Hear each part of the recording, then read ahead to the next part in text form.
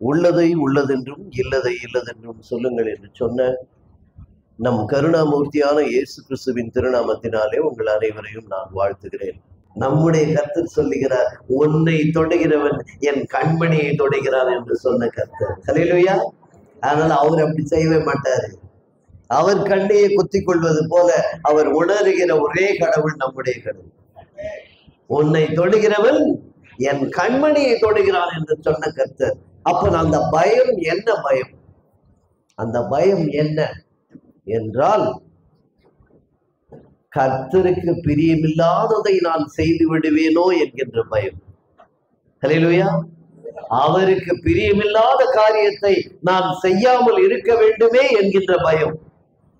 அப்படிப்பட்ட சூழ்நிலை வரும்போது இதை நாம் செய்யக்கூடாது என்று பயப்படுகிறோமே, அந்த பயம்தான் நம்முடைய கர்த்தருக்கு நாம் பயப்படுகிற பயம். மற்ற பயம் கிடையாது. நம்ம அழிச்சிடுவாரு, கொன்னுடுவாரு, அப்படி பண்ணிடுவாரு. அப்படிப்பட்ட கர்த்தர் அல்ல.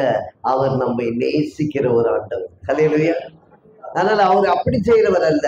நம்முடைய பயம், கர்த்தர் மேல் வைக்கிற பயம் என்ன என்றால், அவருக்கு பிரியமில்லாததை செய்து விடுவேனோ என்கின்ற பயம். யோசேப்பு அந்த வஸ்திரத்தை விட்டு விட்டு ஓடினானே, அது பயத்தினால் ஓடியது அல்ல. என்ன சொன்னா, இங்க யாரு? அவ கடவுளுக்கு முன்பாக பாவம் செய்யக்கூடாது. அந்த பயம், பாவம் செய்யக்கூடாது என்ற பயத்தில் தான் ஓடினானே ஒழிய பயந்து ஓடியது அல்ல. கர்த்தருக்கு முன்பாக நாம் எப்படி இருக்க வேண்டும் என்ற பயம். ஹல்லேலூயா. அதனாலதான் அங்கே அவன் அவருடைய வழியில் நடந்தான். நடந்தது தானே ஒழிய ஓடியது அல்ல. பார்க்கிறவங்களுக்கு அவன் அப்படியே ஓடினாங்க, அங்கேயே கழட்டி விட்டு ஓடினான் அப்படின்னு உலகம் சொல்லும். ஆனால் கர்த்தர், நீ என் வழியில் நடந்தாய் என்று சொல்லுகிறார். ஹல்லேலூயா. யோசேப்பு கிட்ட ஓடி வந்துன்னு சொல்லுத, என் வழியில் நீ நடந்தாய். அதுதான் நீ என் மேல் வைத்திருக்கிற பயம். கர்த்தருக்கு பிரியமில்லாததை செய்து விடுவேமோ, செய்யக்கூடாதே என்கின்ற அந்த பயம். அந்த பயம் என்பது எதனால்? பாவம் செய்யக்கூடாது என்ற பயம், பாவத்தை செய்து விடுவேனோ என்ற பயம், சோதனையில் சிக்கிக் கொள்வேனோ என்கின்ற பயம். அந்த பயத்தை தான் கர்த்தர் எதிர்பார்க்கிறார். ஹல்லேலூயா. பாவம் அப்படின்னா என்ன? பாவம் என்பது என்ன? சொல்லுங்க பார்க்கலாம். What is sin? பாவம் என்பது அதுக்கும் திரித்துவம் இருக்கிறது. பாவம் என்பதற்கும் திரித்துவம் இருக்கிறது. நம்முடைய கடவுள் எப்படி இருக்காரு? பிதா, குமாரன், பரிசுத்தாவி. அதிலும் திரித்துவம். நம்முடைய உடல் எப்படி இருக்கு? உடல், ஆன்மா, ஆத்துமா, ஆவி, ஆத்துமா, சரீரம். அதுவும் திரித்துவம். அதே போல பாவமும் மூன்று இருக்கிறது. ஒன்று மீறுதல், அக்கிரமம், பாவம். இது மூணும் சேர்ந்துதான் பாவம். நம்ம என்ன நினைச்சுக்கிறோம்? பாவம்னாக்கா உடனே இது செய்யக்கூடாது, கொலை செய்யாத, 10 கட்டளையிலேயே அடங்கிட்டோம். 10 கட்டளையில் அடங்குவது அல்ல. பாவம் என்பது மூன்று. ஒன்று அக்கிரமம், ஒன்று மீறுதல், இன்னொன்று பாவம். இந்த முதல் ரெண்டும் இதுக்கும் என்ன வித்தியாசம் அதை பார்க்கலாம். சங்கீதம் 32 எடுத்துங்க. எத்தனை பேர் டைரி வச்சிருக்கீங்க? எத்தனை பேர் நோட்ஸ் எடுக்கிறீங்க? அது இருக்கணும். நான் வரன்றதுக்கு இல்லை, யார் வந்தாலும் நீங்க அதை செய்யணும். செல்வின் யூக்ஸ் என்கிற மிகப்பெரிய ஒரு எழுத்தாளர், எனக்கு அபிமான எழுத்தாளர், அவருடைய நூல்கள்லாம் படிக்கணும். செல்வின் யூக்ஸ் என்ன சொல்றாரு? கர்த்தர் உன்னோடு பேச வேண்டும் என்றால் நீ வேதத்தை வாசிக்கும் போது கையில் பேனாவோடு அமர்ந்து கொள். ஹல்லேலூயா. எவ்வளவு அழகா சொல்றாரு பாருங்க. You should have a pen when you read the word of God, then God will speak to you. கர்த்தர் உன்னோடு பேச வேண்டும் என்றால் அதை கையில வச்சிருக்கணும். இங்க பாருங்க, 3 காரியம். ஒன்று அக்கிரமம், இன்னொன்று மீறுதல், மூன்றாவது பாவம். இந்த 3த்துக்கு என்ன வித்தியாசம்? நல்லா கவனிங்க, அதை எழுதிக்கிங்க. அக்கிரமம் என்றால் செய்யக்கூடாததை செய்வது. என்னது? செய்யக்கூடாததை செய்வது. அதுதான் இந்த பயம். இப்ப சொன்ன பாத்தீங்களா, நமக்கு என்று சில விஷயம் இருக்கு, அதை செய்யக்கூடாது, அவ்வளவுதான். அதுக்கெல்லாம் காரணமே கேட்கக்கூடாது. செய்யக்கூடாததை செய்வது அக்கிரமம். விக்கிரக ஆராதனை என்பது கூடாது, அதனால அது என்னது? அக்கிரமம். அவர் நம்ம இந்த இடத்துல இதுதான், இதை செய்யக்கூடாதுன்றது எழுதப்படாத சட்டம். அண்டர்ஸ்டாண்டிங் சொல்ல அண்டர்ஸ்டுட். நம்ம அது அதுக்கு அண்டர்ஸ்டுட்னு பேர். நம்ம ஒயின் ஷாப்ல வேலை செஞ்சுட்டு பைபிள் படிக்க முடியாது. கரெக்டா?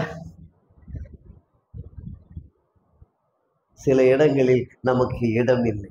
கிறிஸ்தவர்களாகிய நமக்கு சில இடத்துல இருக்க முடியாது. 33 வருடம் சினிமாவில் இருந்தவன். 33 years I was in cinema. 33 வருஷம் சினிமா சினிமா சினிமா வெறித்தனமாக சினிமா மோகம். சினிமால பெரிய ஆளா வரணும், நான் தான் நாளைக்கு பாரத ராஜா, நான் தான் பாலச்சந்தர் அப்படின்னு கனவோடு வாழ்ந்து கொண்டிருந்தவன் நான். அப்போ என்னுடைய வாழ்க்கை எப்படி ஓட்டம் ஃபுல்லா இதுதான்.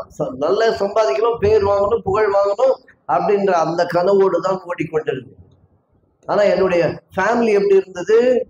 மிகவும் ஆவிக்குரிய ஒரு தாய் தகப்பன். அம்மா பயங்கரமான ஆவிக்குரிய ஒரு தாய். அவங்க கோபப்பட்டு நான் பார்த்ததே கிடையாது. மேத்ஸ்ல ஃபெயில் ஆயிட்ட அப்படின்னு சொன்னா அடுத்த எக்ஸாம்ல பாஸ் பண்ணிக்கலாம்ப்பா, கவலைப்படாதுன்னு. உங்களுக்கு எல்லாம் கொஞ்சம் காதுல புகை வரும். நம்ம வீட்டுல எப்படி?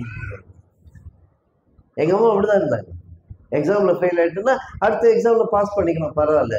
ஆனா அடுத்த வாரம் சர்ச்சுக்கு வரமா அப்படின்னு சொன்னா கையில எது கிடைக்குதோ அதை எடுப்பாங்க, அடிக்கிறது. அந்த நேரத்துல எப்படிதான் போவோம்னே தெரியாது. அப்படிப்பட்ட ஒரு குடும்பம், அவ்வளவு ஆவிக்குரிய குடும்பத்தில் வளர்ந்த நான் சினிமாவுக்கு போறேன்னா எப்படி இருந்திருக்கும் வீட்டுல? யோசிச்சு பாருங்க. சினிமாவுக்கு போறேன்னா பூகம்பமே வெடிச்சுது வீட்டுல. நான் போய் சினிமால வேலைக்கு சேர போறேன்னு சொல்லும் போது எங்க அம்மா மிகப்பெரிய அதிர்ச்சிக்குள்ளாக ஆகி வீட்டுல ஃபாஸ்டிங் பிரேயர் நடக்கும். என்ன ஃபாஸ்டிங் பிரேயரு? ரமேஷ் பாவ தொழிலுக்கு போயிட்டான். இதுதான் அதுக்கு தலைப்பு. ஃபாஸ்டிங் பிரேயருடைய தலைப்பு இதுதான்.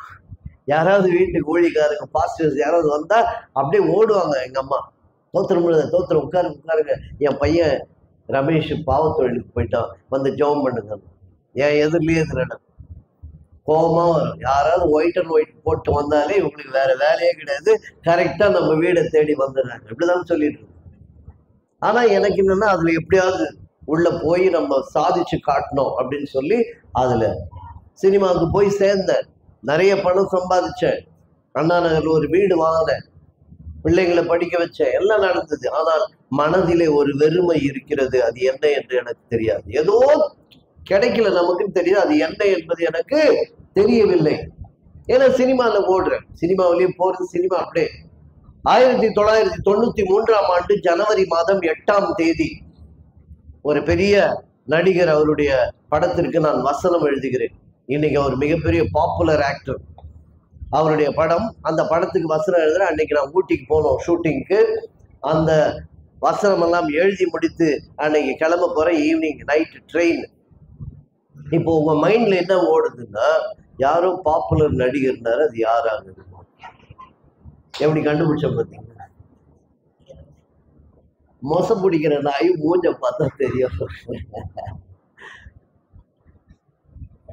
தலை பாஸ்டர்மா கோச்சிக்க மாட்டாங்க, சொல்லுங்க. நல்ல ஜென்ரல் நாலேஜ் நல்லா இருக்கு. அஜித் அப்படின்றீங்க. எபேசியர் 4:15 யாராவது சத்தமா வாசிங்க. எபேசியர் 4:15 படிங்க.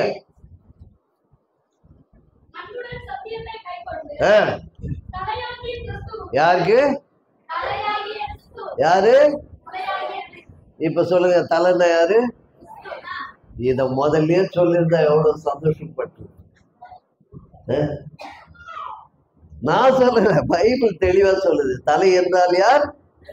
அதான் இனிமே சர்ச்சுக்கு வரும்போது யாராவது உங்களை எங்க போறீங்கன்னு கேட்டா என்ன சொல்லணும்? தலையை பார்க்க போறேன்னு சொல்லணும்.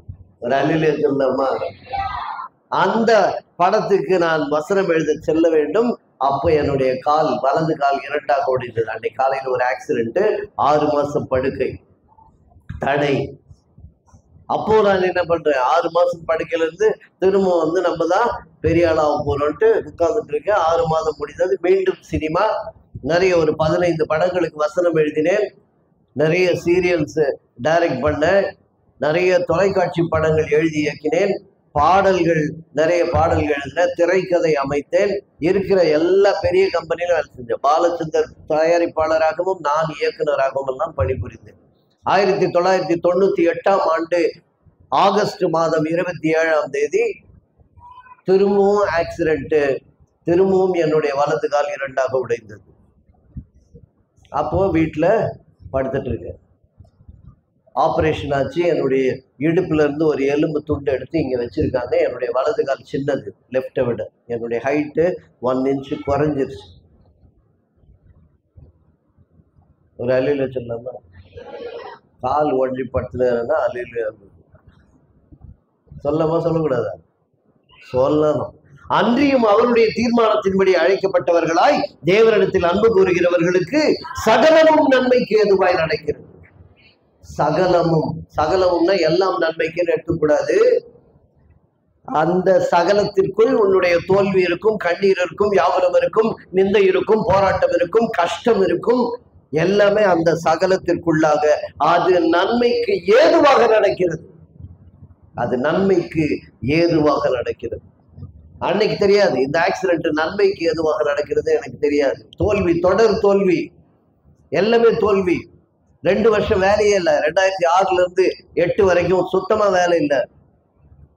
வீட்லயே இருக்கேன். பொய் சொல்லுவேன். யாராவது கேட்டா நான் இந்த ஸ்டுடியோல இருக்கேன், அந்த ஸ்டுடியோல இருக்கேன்னு பொய் சொல்லுவேன். எங்க அம்மா ஃபாஸ்டிங் ப்ரேயர் பண்ணும்போதெல்லாம் என்னுடைய மனைவி இதை இருக்காங்களா, எங்க அம்மாவும் அவங்களும் ரொம்ப க்ளோஸ் ஃப்ரெண்ட்ஸு. 2 பேரும் ப்ரேயர் மீட்டிங் போவாங்க. பெரியார் திடல்ல அந்த மீட்டிங்கு நான் போகவே மாட்டேன். தூரம் இருந்து அவங்களை அனுப்பிட்டு அப்படியே வருவான். எங்க அம்மா சொல்லுவாங்க, அது மேல 4வது நிற்கிறாரு, அவர் தான் மோகன் சிலாசரஸ், நல்லா பேசுவார், ஒரு 10 நிமிஷம் இருந்துட்டு போடுவாங்க. எனக்கு ஏவிஎம்ல ஷூட்டிங் இருக்குன்னு சொல்லிட்டு தான் போயிட்டு இருந்தேன். அப்படிதான் ஓடிக்கொண்டு இருந்தது. அப்ப எனக்கு என்னென்ன, இதுல இருந்து நம்ம மறுபடியும் அடுத்து பெரிய லெவல்ல வர போறோம் அப்படிதான் நினைச்சிட்டு இருந்தேன். ஆனால் ஒரு வேலையும் இல்லாமல் இருந்தேன். எங்க அம்மா அடிக்கடி சொல்லுவாங்க, சரிப்பா சினிமா தொழிலுக்கு தான் போயிட்டேன், நம்ம ஆண்டவர் படம் ஒன்று பண்ணக்கூடாது. நான் அப்பெல்லாம் அம்மாவை பார்த்து ரொம்ப கிண்டலா சொல்லுவேன், ஆண்டவர் படம் பண்ணுறதுக்கு எவன் காசு கொடுப்பான், வாய முடியும் போ. ஆனால் அந்த 2 வருடம் ஒரு வேலை இல்லாம படுக்கையில் இருந்த போது கண்ணீரோடு நான் ஜெபித்தேன். ஏன் ஆண்டவரே, உங்க படம் பண்றதுக்காவது எனக்கு ஒரு வாய்ப்பு கொடுக்கூடாதா? நான் ஜெபித்த 15 நாட்களில் 2 நற்செய்தி படங்களை எழுதியிருக்கும் வாய்ப்பை கர்த்தர் கொடுத்தார்.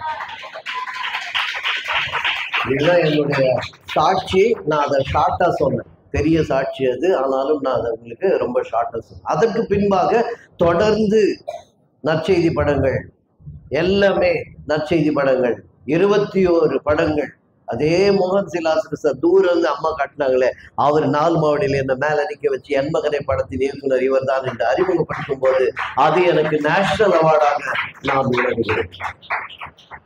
அப்ப ஆண்டவர் தெளிவா பேசுறாரு. அப்பா, மோசேவை அரண்மனையில உருவாக்குன, அதுக்கப்புறம் எங்க தூக்கி போட்டேன், வனாந்தரத்துக்கு தூக்கி போட்டேன். உன்னையும் அப்படிதான்ப்பா, சினிமா என்கின்ற அந்த மாளிகையில இருந்த இப்ப ஊழியம் என்னும் வனாந்தரத்திலே உன்னை தூக்கி போடுகிறேன்.